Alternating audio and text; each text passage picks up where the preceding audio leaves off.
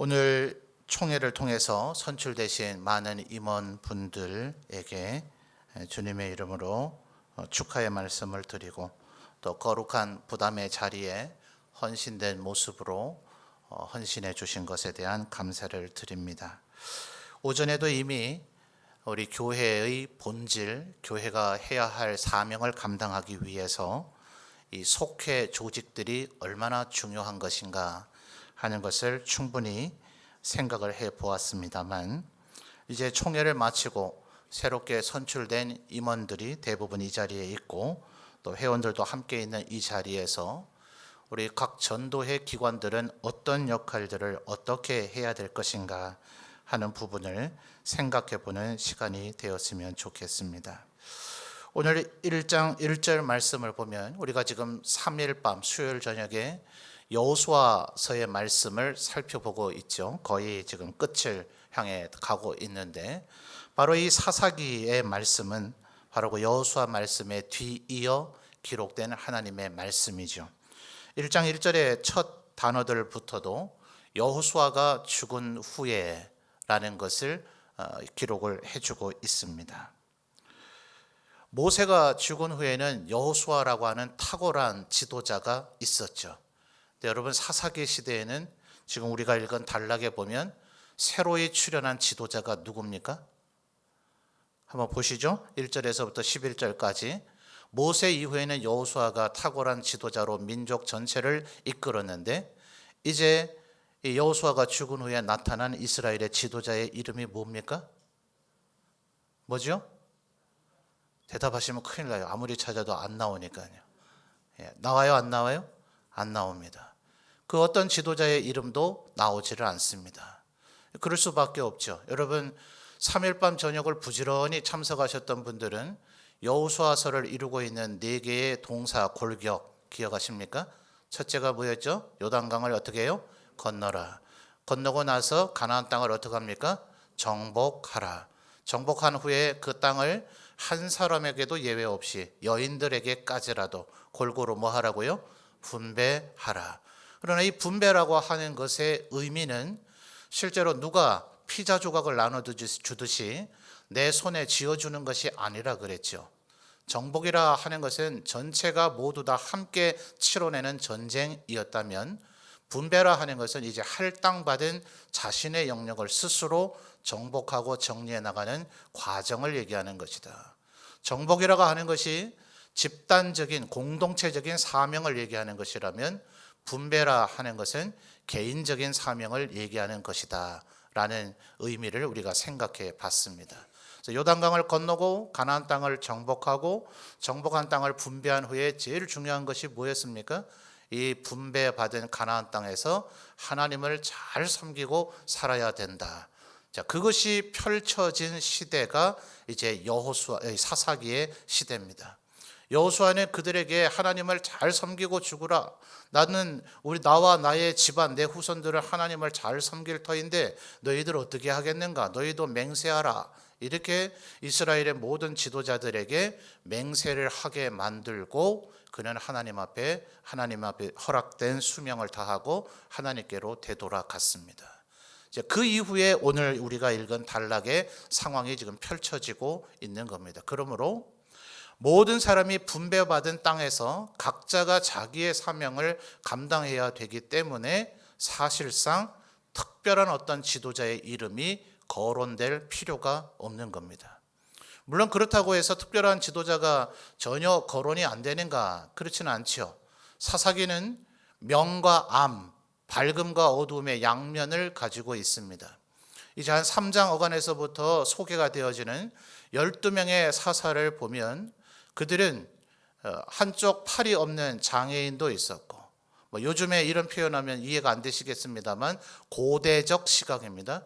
여성 지도자도 있었고, 심지어 기생의 아들도 있었고, 그냥 일반적인 가정의 첩이 아닙니다. 첩 제도를 하나님께서 허용하진 않으셨지만 이스라엘에서도 처 외에 첩을 두는 일들이 빈번할 정도로 있었습니다. 그러나 그런 일반적인 첩과 기생이라고 하는 신분은 근본적으로 다르죠. 실상은 그의 생부가 누구인가가 의심될 존재입니다. 그러니까 다른 여타의 일반 가정에 살고 있는 처백에서 태어난 자녀들보다 훨씬 더 천대를 받죠. 그러므로 그는 삶이 불량배로 살았습니다. 그런 사람도 하나님 앞에 부름받아 사사가 되어집니다.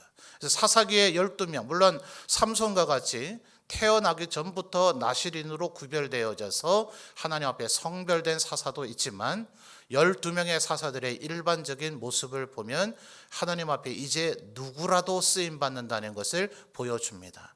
동시에 사사기의 어두운 면은 하나님 말씀대로만 순종하지는 아니하고 각기 자기 소견에 오른 대로 지 맘대로 사는 그런 암울한 시대가 펼쳐지는 양면성을 가지고 있습니다.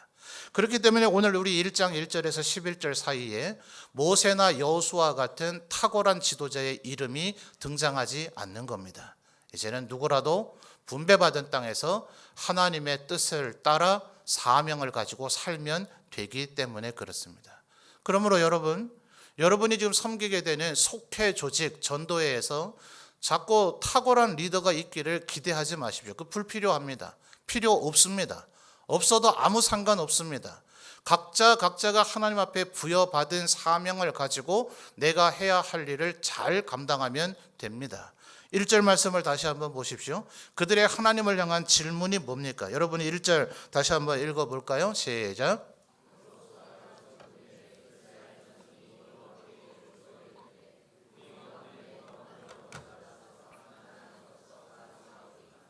이들에게 궁금한 것은 하나님, 우리가 무엇을 해야 됩니까를 묻지 않았습니다. 뭘 해야 됩니까? 하나님, 이거 묻지 않았어요. 왜냐하면 그건 이미 선명하게 드러나 알고 있으니까요. 자, 여호수아서에서 4가지 골격 기둥이 뭐였다고요? 요단강을 어떻게 하라고요? 건너라. 그 다음에 가나안 땅을 어떻게 하라고요? 정복하라. 그 다음에 어떻게 하라고요? 분배하라. 그 분배받은 말은 다윗말로 하면 이제는 공동체적으로 다 같이 함께 정복하는 게 아니라 너의 것, 너의 영역, 너의 사명, 너의 것을 정복하라는 얘기죠. 뭘 해야 될지 이제 알아요, 몰라요? 알죠. 하나님을 잘 섬기면서 너의 사명을 잘 감당해라 하는 얘기는 이미 선명하게 알기 때문에 새삼스럽게 모세가 있든 없든 여호수아가 있든 없든 하나님, 우리가 뭘 해야 됩니까? 라고 물을 필요가 있다고요? 없다고요? 없더란 말이에요. 뭘 해야 되는지는 이미 선명하게 알고 있는 거예요. 어쩌면 오늘 오전의 말씀은 신앙생활을 좀 오래 하신 우리 성도님들은 너무나 다 알고 있는 뻔한 얘기일 거예요. 예수님께서 전파하고 가르치고 고치셨다. 그리고 예수 믿는 우리들 교회가 추구하는 것은 이 안에 들어와서 하나님의 백성으로 구속되고 거듭난 우리들이 하나님의 창조의 목적을 따라 흠이 없고 거룩한 자가 되기 위해서 끊임없이 하나님의 성품을 닮아가고 성령의 열매를 맺는 것이다. 오늘 오전에 태어나서 처음 들은 생소한 얘기입니까? 아니죠. 우리들이 신앙생활하면서 세례받을 때부터 오늘에 이르기까지 귀에 딱지가 않도록 계속해서 들었던 말씀입니다. 그러므로 우리가 뭘 어떻게 해야 할지는 우리 이미 다 알고 있어요. 그저 이제 누가 그것을 할 것인가를 결심하시면 되는 겁니다. 오늘 그러므로 하나님 앞에 헌신돼서 임원이 되신 분들, 누가 먼저 해야 됩니까? 임원들이 먼저 하시면 되는 거예요. 지금 하나님께서 그렇게 대답하시죠. 누가 먼저 올라가서 가나안 족속과 싸우리까? 2절에 하나님 뭐라고 대답하십니까? 여호와께서 이르시되, 2절 보고 답해 보세요. 누가 먼저요? 누가 먼저요? 유다가 올라갈지니라. 자, 여러분, 유다는 실제로 야곱의 4번째 아들이었습니다. 첫째 아들 루벤은 자기의 서모, 자기를 직접 낳은 생모는 아니지만 아버지의 아내 중에 한 명이었던 빌하를 범했기 때문에 그는 장자의 명분이, 그 장자의 권한이 박탈당했습니다. 두 번째 아들인 시므온과 레위는 자기의 여동생 다말이 세겜성에서 몹쓸 일을 당한 것을 기회로 그 세겜 족속 모두에게 할례를 해야만 우리가 사돈 맺을 수 있다는 계략을 세웠죠. 음모, 계략을 세웠어요. 정말 순전한 뜻으로 우리가 사돈 맺자 하는 것이 아니라 감히 내 여동생을 욕보이다니 너희들을 다 죽이리라는 음모를 가지고 그들에게 할례를 하라고 제안을 해놓고 할례 받은 세겜성을 가서 도륙했습니다. 그래서 야곱으로부터 시므온과 레위, 너희들의 그 잔혹함이 얼마나 심하냐, 그래서 유다에게로 장자의 명분이 돌아온 겁니다. 실제로는 몇 번째 아들이에요? 네 번째 아들입니다. 그러나 족장은 누가 됐습니까? 역대기의 표현을 보고 창세기의 기록을 보니 유다하고는 비교할 수 없는 11번째 동생인 요셉이 애굽의 총리가 됐죠. 실질적인 족장은 요셉이었어요. 그러니까 여러분, 지금 하나님께서 누구 보고 올라가라 합니까? 요셉 지파 올라가라고 얘기하지 않습니다. 루벤 지파 보고 올라가라고 얘기하지 않습니다. 나이 제일 많은 사람이라고 꼭 선봉해서라는 얘기도 아니요. 요셉이라고 하는 족장의 명분을 갖고 있는 사람이 앞장서라는 것도 아니고 하나님으로부터 장자의 명분을 받은 사람이 앞장을 서라는 얘기인데, 실질적으로 이 얘기는 하나님 앞에 마음에 헌신된, 실제로 민수기의 이 모습을 보면 이스라엘 백성들이 광야에 40년 동안 유랑 생활을 하게 될 때에 동서남북으로 세 지파씩 4개의 군사 부대를 편성을 해서 진영을 구축하게 됩니다. 언제나 진행 방향은 동쪽으로부터 시작을 해서 동쪽 부대가 먼저 출발하고 남쪽 부대가 그 뒤를 따르고 서쪽 부대가 따르고 후에 북쪽 부대가 제일 후대로 가게 되는데, 동쪽의 세 지파의 부대의 우두머리 지파가 바로 유다 지파입니다. 그러니까 하나님으로부터 그녀의 사명을 받았기 때문에 누가 올라갈 것인가? 하나님께 은혜 많이 받은 사람이 올라가야 됩니다. 하나님께서 은사 많이 받은 사람이 올라가야 됩니다. 내가 오래 했기 때문에, 수고했기 때문에 힘들다 어렵다 하시면 안 됩니다. 하나님께서는 많이 받은 자에게 어떻게 하신다 하셨습니까? 많이 찾으리라 하셨습니다. 여러분이 누구보다 먼저 예수 믿었거들랑, 내가 받은 은혜와 축복이 많다 싶거들랑 따지고 분석하고 해볼 것 없이 여러분의 마음속에 내가 하나님께 받은 은혜가 크다 싶거들랑 하나님께서 네가 먼저 앞장서라 말씀하시는 뜻이라고 이해하시면 됩니다. 오늘 임원으로 선출된 분들이 마땅히 앞장서야 될 일인 줄 믿습니다. 모든 회원들도 함께 해야 될 일인 줄 믿습니다. 그러므로 3절 말씀 여러분 다시 한번 읽어주십시오. 시작.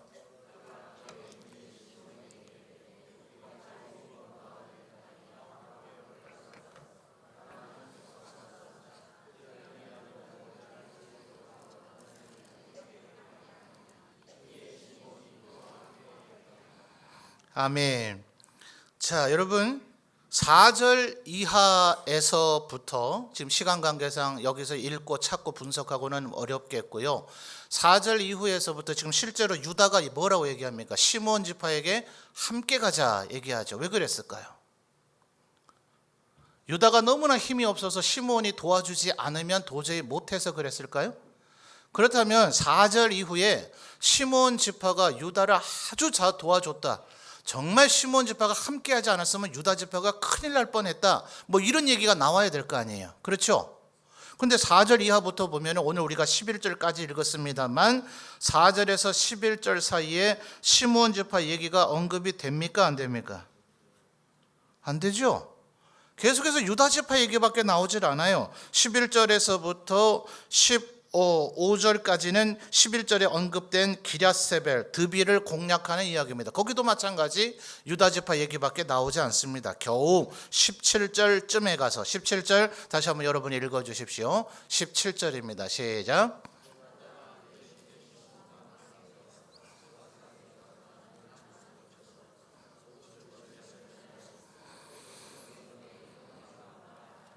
아멘.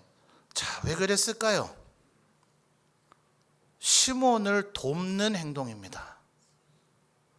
시므온이 아무리 도와주지 않아도 도와줄 필요가 없습니다. 실제로 민수기, 창세기 출애굽기 다음이 민수기잖아요. 민수기라고 하는 말 그대로 백성의 숫자입니다. 백성 민자의 숫자예요. 그래서 영어 성경들 보면 숫자, numbers, 이렇게 책 이름이 민수기라는 말이 영어 이름으로는 numbers예요. 그래서 민수기의 제일 앞부분을 보면 출애굽했을 때의 이스라엘의 장정의 숫자 60만 몇천 몇백 몇십 명, 40년 동안 유랑해서 20세 이상의 한 세대는 다 죽어 사라지고 그 이후에 태어난 세대와 출애굽했을 때 19살 미만의 사람들이 자라나서 20살 이상의 전쟁에 나갈 전사들이 된 숫자가 민수기 끝자락에 또다시 통계를 하는데 거기에 60만 몇천 몇백 몇십 명 이렇게 나옵니다. 그래서 1000단 이하는 우리가 생략하고 흔히 60만이라고 부르는 이유가 바로 민수기, numbers, 거기에 그 숫자가 나오기 때문에 그렇습니다. 거기를 찾아보시면 각 지파별 장정, 군인 전사의 숫자가 나오는데 유다 지파와 에브라임 므낫세 이쪽 지파들이 단연코 많습니다. 시몬 지파는 그렇게 숫자가 많지 않습니다. 60만을 12로 나누면 얼마입니까? 60만을 12로. 한 지파당 평균 5만이 나와야 되죠? 맞습니까? 5 곱하기 12 하면 60이잖아요. 그렇죠? 12지파니까 한 지파당 평균 5만 명이 돼야 되는데 어떤 지파는 거의 7만, 8만이 되는가 하면 어떤 지파는 2만, 3만 밖에 되질 않습니다. 근데 시몬 지파 장정의 숫자, 전사의 숫자가 그렇게 많지 않아요. 유다 지파는 장정의 숫자가 훨씬 많습니다.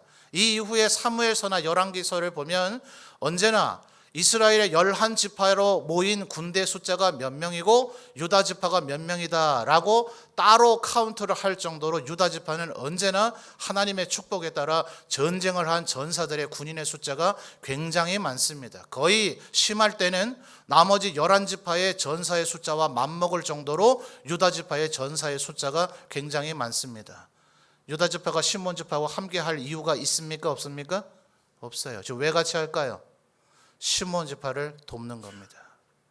여러분 가끔 우리 축구 경기 같은 데 보면 그렇지 않아요? 후반전 한 40분쯤 됐어요. 골 차가 이미 한 5대2 이 정도 혹은 7대2 이런 정도 돼서 우리 편이 그 남은 시간 한 5분여간에 적군이 아무리 1분당 한 골씩 넣는다 하더라도 역전이 될 가능성은 거의 제로에 가깝게 보여요. 그때 갑자기 감독이 허용된 범위 내에서 모든 선수를 교체하죠. 그런 골 가끔 보신 적 있지 않습니까? 왜 그래요? 아무리 A리그의 대표로 선발될 선수라 하더라도 실제로 그라운드에서 선수로 경기를 뛰어봤느냐 아니면 벤치에서 구경만 했느냐, 언젠가 지금 주전 선수들이 영원토록 주전되는 거 아니잖아요. 그 친구들이 언젠가는 은퇴하고 감독으로 물러날 때가 될 터인데 지금 A급 A 매치의 주전 선수 국가대표로 선발되기는 했지만 엔트리에는 들었지만 11명에 선발되지 않아서 경기를 한 번도 단 5분도 뛰어보지 않은 채 모든 경기가 마감되게 생겼으니 그때 차세대 선수들을 띄워서 그들이 한 골을 못 넣더라도 그 5분 사이에 넣으면 더 말할 나위 없는 거고요. 마음껏 한번 뛰어봐라. 이젠 작전 없다. 너희들 하고 싶은 대로 해라 하는 식의 작전을 가끔 구사하는 감독들이 있지 않더냐 하는 거예요. 야구도 마찬가지고 농구도 마찬가지고 배구도 마찬가지죠. 거의 모든 상황이 이제는 승패가 상관없이 게임 오버 된 상황과 거의 같다 싶을 때 차세대 리더들을 땡겨다가 그들로 하여금 경험을 쌓게 만드는 방법을 구사하는 것을 우리들이 스포츠 현장에서도 많이 볼 수 있습니다. 지금 말하자면 유다 지파가 시몬과 함께 가자 하는 이유는 바로 그와 같습니다. 그러나 무시합니까? 무시 안 하죠. 야 시몬 지파 너희들 하는 꼴 보니 너희는 절대로 너희 지파의 할당된 영토를 차지 못할 것 같구나. 와서 그냥 우리 옆에만 서 있어. 그러면 내가 나중에 너희들 점령할 때 도와줄게. 이렇게 무시하고 모멸감을 줍니까? 그렇지 않죠? 3절 말씀에 보니까 어때요? 마치 우리가 이렇게 분석하고 따져보고 살펴보지 않으면 전혀 느낌을 갖지 못할 정도로 정중하게 오히려 자기들의 힘이 부족해서 뭔가 아쉬움이 있어서 부탁하는 듯이 보이지 않아요? 시몬 지파야 제발 나와 함께 가다오. 그 다음에 그러면 내가 너희 갈 때 가줄게. 근데 실제로 지금 우리가 살펴본 대로 4절 이후에 보니까 시몬 지파의 활약상이 보여요? 안 보여요? 안 보여요. 거의 유다 지파 혼자 한 일이고 유다 지파 혼자 해도 능히 할 수 있는 일이더라 하는 거예요. 그러나 비록 옆에서가 구경을 할지라도 오라 해도 오지 않을지라도 왔더니 오히려 도움이 안 되고 방해된다 할지라도 시몬 지파 같은 사람을 함께 같이 그들을 세울 때 시몬 지파가 거기서 보고 배우는 거예요. 유다 지파가 실제로 그 싸우는 전쟁 4절에 보니까 아도니 베색을 죽였습니다. 그리고 헤브론에 가서 10절에 보니까 세세와 아히맨과 달메를 죽였습니다. 그리고 11절 이하를 보니까 드빌 기라세벨을 정복했습니다. 이것은 사사기에 마땅히 기록될 정도로 유다 지파가 정복해야 되는 땅들 중에서 가장 험준한 요새이고 가장 강력한 대적들이었습니다. 유다 지파가 혼자 갔었어도 되지만 시몬 지파와 함께 할 때에 하나님께서 더 큰 승리를 주시더라 하는 겁니다. 여러분 이게 하나님 백성들이 일해야 되는 방법인 줄 믿습니다. 유능한 사람, 잘하는 사람이 하는 건 세상의 방법이고요. 우리 교회는 우리들 가운데 누구라도 한 명 빠짐없이, 예외 없이, 여호수아서의 세 번째 동사의 기준이 뭐였다고요? 여인들까지도 예외 없이 모두 다가 골고루 단 한 명도 예외 없이 정복한 그 모든 땅을 분배받게 하라. 누구라도 절대로 굶주리는 자가 없게 하라. 심지어 그 시스템이 붕괴될까 봐 7년마다 안식년을 가질 것이요 50년이 되면 모든 것이 원래로 재세팅되는 희년을 시행하라. 그래서 이스라엘 백성들, 내 땅, 하나님이 통치하는 이 세상 안에는 누구도 부유한 자도 없고 가난한 자도 없고, 누구도 굶주리는 자도 없고, 누구도 죽는 자가 없이 모두가 다 행복한 세상이 되게 하라 하는 것이 하나님의 뜻이더라 하는 거예요. 그러니까 자꾸 세상의 기준에 따라서 우리들 가운데 위대한 영웅 스타가 출현하기를 바라면 안 돼요.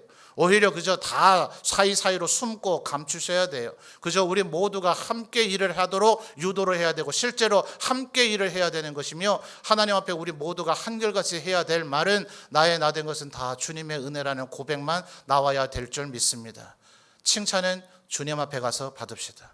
영광을 주님 앞에 섰을 때 받읍시다. 상급은 하나님께서 알아서 주실 것이니 우리는 이 세상 다 끝날 때까지 오직 연약가지를 사들의 손을 붙잡고 함께 하나님의 사명을 감당하여서, 우리들이 해야 할 것은 이미 명백하게 알고 있으니 하나님 누가 먼저 할까요? 이 질문이 먼저 마음속에 떠올리는 분, 오늘 이 말씀이 마음의 은혜가 되는 분, 바로 당신이 그 주인공인 줄 믿습니다. 나에게 먼저, 네가 먼저 앞서 행하라 하는 말씀인 줄 알고 그렇게 하나님 앞에 앞서 나가시면 하나님의 일을 잘 감당하는 우리 교회의 모든 기관들이 되어질 줄 믿습니다. 한마디만 사족을 더 붙인다면, 자, 1절의 말씀 다시 한번 첫 번째로 우리가 생각해 본 주제가 뭐였어요? 우리가 뭘 할지는 이미 안다고요? 모른다고요? 뻔하죠? 자, 여러분, 새로 임원이 되시고 나면 지금까지 우리 전도에서 10년, 20년간 사상 유례 없이 안 했던 일을 한번 해보리라, 그런 계획을 세우시는 임원들이 간혹 있습니다. 좋은 시도입니다.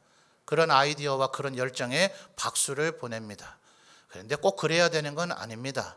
우리가 해야 할 일은 이미 명백하고 너무나 뻔합니다. 실제로는 디테일하게 그것을 얼마나 열정적으로 내실 있게, 끈기 있게, 뚝심 있게, 지치지 않고 중단하지 않고 해내느냐가 중요합니다.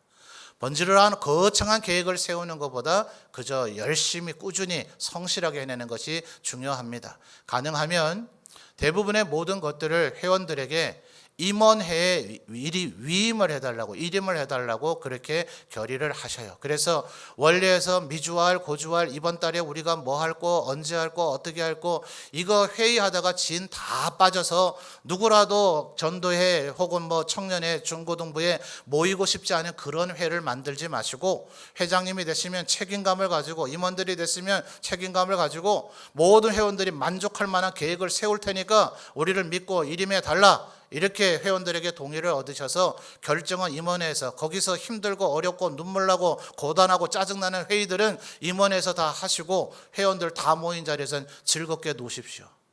하나님의 교제가 풍성하게 하십시오. 그것이 이 기관을 잘 이끌어가는 방식입니다. 어떤 분들 보면 모든 걸 그저 고지고대 하려고 작은 거 하나까지라도 회원 동의를 받아야 된다 싶어서 모든 것을 원래에게 하려고 하니 초신자들이 왔다가 더 그 모임에 오고 싶어요, 안 오고 싶어요?